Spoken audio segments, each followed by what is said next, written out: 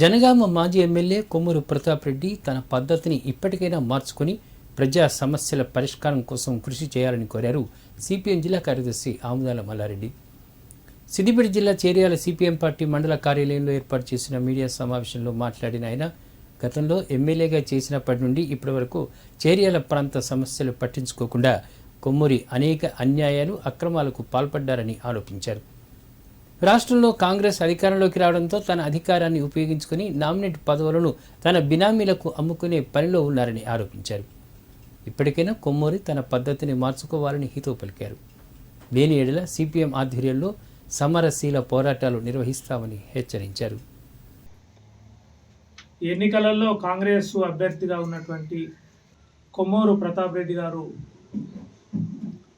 ఓటమి సైచూశారు. ఓటమి సైటుతోటి ఈ చేర్యాల ప్రాంతంలో ఉన్నటువంటి 4 మండలాలు అట్లనే 53 గ్రామ పంచాయతీలు ఉంటాయి. ఈ ప్రాంతంలో ఉన్నటువంటి ప్రజలకు వ్యతిరేకంగా ప్రతాప్ రెడ్డి గారు ఈ కాలంలో మాట్లాడుతున్నటువంటి పరిస్థితి ఉంది. ఓటమిని జీర్ణించుకోలేక మాట్లాడుతున్నటువంటి పరిస్థితి ఉంది.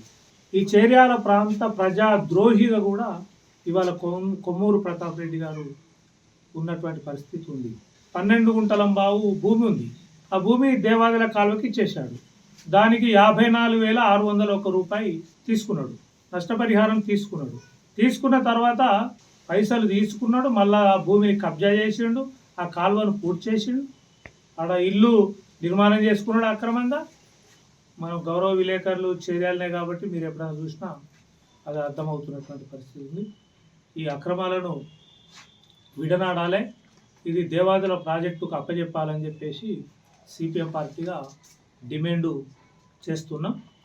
ఈ డిమాండును పరిశీలించకపోతే మేము ప్రజలతోటి దాన్ని కబ్జా చేసి దేవాదుల ప్రాజెక్టుకు అప్పచెప్తామని చెప్పేసి ఈ సందర్భంగా ప్రతాప్ రెడ్డి గారికి హెచ్చరిక